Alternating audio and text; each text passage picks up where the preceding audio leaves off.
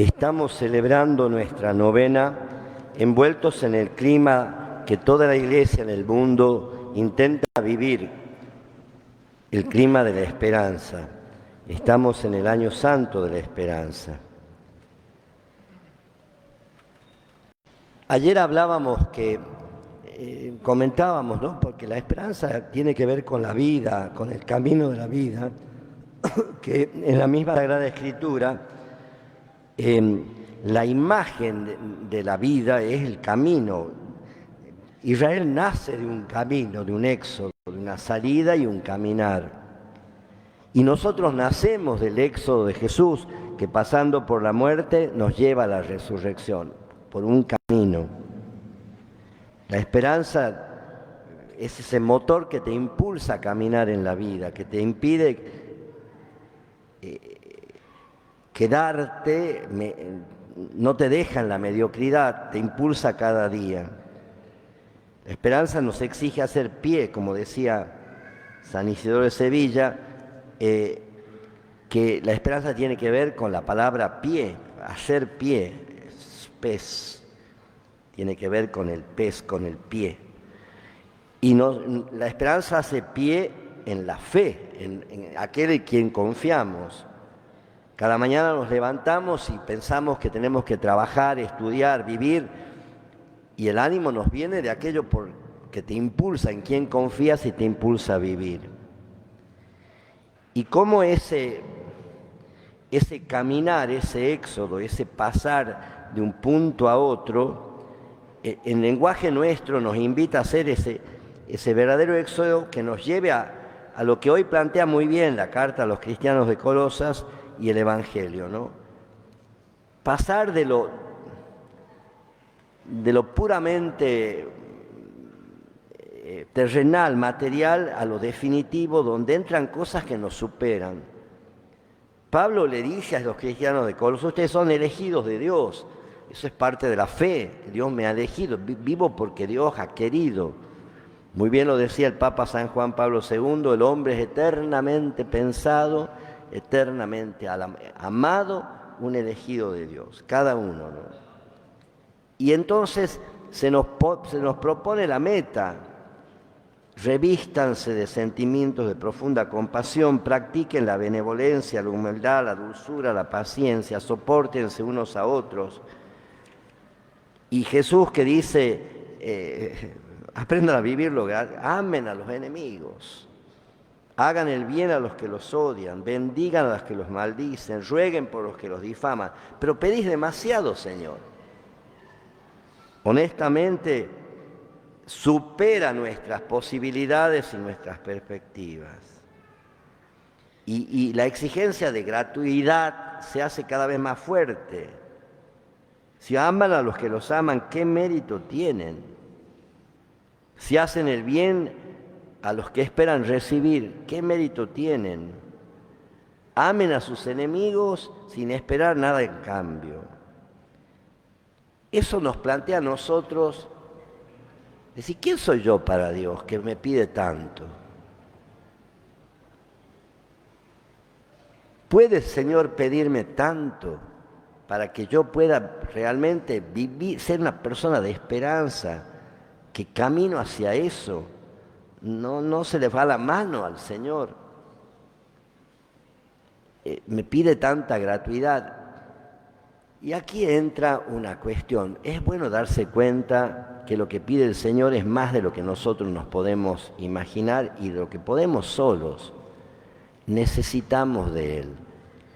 Y un tema clave donde uno aprende el arte de esperar, que es un arte que se aprende hasta el último aliento de la vida, se aprende rezando. Aquí entra la oración en la vida del cristiano. Nosotros escuchamos a mucha gente, confiamos en mucha gente, ponemos la esperanza en promesas, incluso correctas, pero que tarde o temprano muestran sus límites, y entonces nos decepcionamos. El mundo de hoy te ofrece muchas esperanzas, pero al mismo tiempo una disminución en la capacidad de resistir el conflicto y la dificultad. Los matrimonios duran muy poco. En la primera de cambio, divorcio. Hemos perdido la capacidad de crecer en esperanza. Aumentan las depresiones, incluso hasta los suicidios. Por eso la humanidad tiene necesidad del testimonio nuestro, de los cristianos, de ser personas de esperanza. Y eso se aprende cara a cara con Dios. Yo creo que la gente necesita hoy más que nunca aprender a gozar de la oración. Pero eso se aprende y también cuesta. El recurso de mucha gente a métodos orientales para la interiorización y todo eso revela un vacío justamente de la conciencia cristiana de que yo soy un hijo y aprendo a ser hijo cuando tomo en serio el Padre Nuestro. Cuando en un tú a tú con el Señor pienso qué le digo al Señor cuando le digo Padre Nuestro. Mi vida es la de un hijo que tiene que asumir la realidad del mundo, de la humanidad, y que tiene que aprender, que se aprende a ser hijo como Jesús. La carta a los Hebreos dice, sufriendo aprendió a obedecer, y nos invita a contemplarlo al Señor en el huerto de los olivos, en la cruz y en la resurrección. Nos hace enfrentar la vida como es. La esperanza no engaña, no es, digamos así, una especie de evasión o de credulidad en que las cosas van a ser como no son, porque las cosas buenas son difíciles, pero nos templamos en eso, aprendemos a crecer como hijos. El Evangelio, la palabra de Dios de hoy es elocuente en ese sentido, ¿no? Nosotros, la meta nuestra es el infinito, es Dios, es el misericordioso, el Padre es el misericordioso, y el rostro de Cristo es el rostro de la misericordia que muestra su amor hasta dar la vida toda y con todo, y por eso la recupera toda y con todo en la resurrección para darnos a nosotros la vida. Nosotros los cristianos tenemos que pasar de un concepto de oración como repetición de fórmulas a un concepto de oración como diálogo con Él. Santa Teresa decía que la oración es estar conversando de amistad con aquel que sabemos que nos ama. Y un cristiano, si quiere ser cristiano y quiere ser testigo, tiene que tomar en serio eso.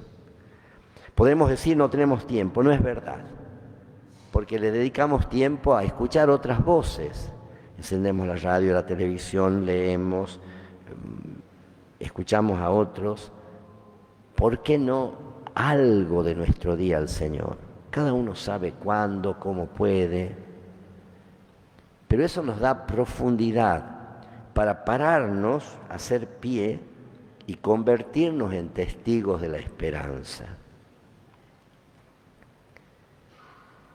Vuelvo a decir, ¿por qué incluso muchos cristianos buscan en la New Age, buscan en las recetas de Oriente, y nosotros tenemos una tradición en la oración que enraiza en el mismo Jesús, que es el que sabe cómo es el Padre? Nadie conoce al Hijo sino el Padre, y nadie conoce al Padre sino el Hijo, y aquel a quien el Hijo se lo quiera revelar. ¿Por qué no nos ponemos en la escuela del Señor? Quizás sea uno de los grandes frutos que Dios quiere darnos como, como el regalo del año santo. Que los cristianos recuperemos en la vida el valor de la oración para recorrer ese largo camino de pasar de una medida muy calculada, en el fondo de no poder establecer el vínculo con el otro porque nos cuesta la gratuidad. Y en la oración, cuando uno se pone delante de Dios y además de decir cosas, escucha, se va descubriendo la misión de cada uno. Y ahí uno descubre en el rostro del Señor, a lo largo de su existencia, que aún el dolor más grande se convierte en oportunidad. Y ahí no importa a veces, porque la esperanza es la virtud que te permite arrancar de donde estás. Todos somos pecadores, pero todos podemos levantar la mirada para pedirle perdón, para abrirnos a un proceso de conversión que Él nos va a dar, para transformar nuestro corazón conscientes de que eso es lo que transforma el mundo, la transformación de nuestros corazones.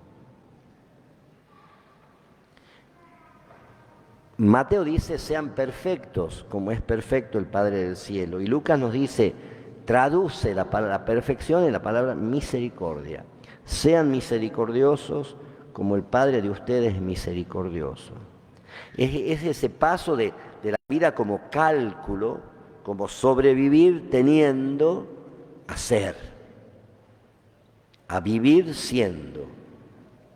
Como decía Pier Giorgio Frassati, tenemos que vivir, no que mendigarla la vida.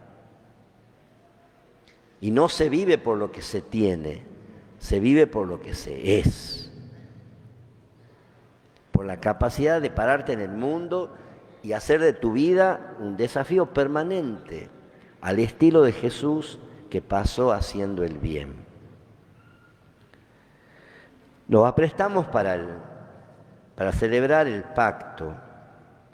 Es interesante cuando uno advierte que una dimensión de la alianza, ¿no? El Dios que creó todo, el cielo, la tierra, y nos puso a nosotros para que transformáramos la creación, quiere comenzar la recreación en el corazón de cada uno. Y celebrar la alianza, lo decíamos ayer también, celebrar la alianza es darle el espacio a Dios para que recree mi corazón y recree el mundo.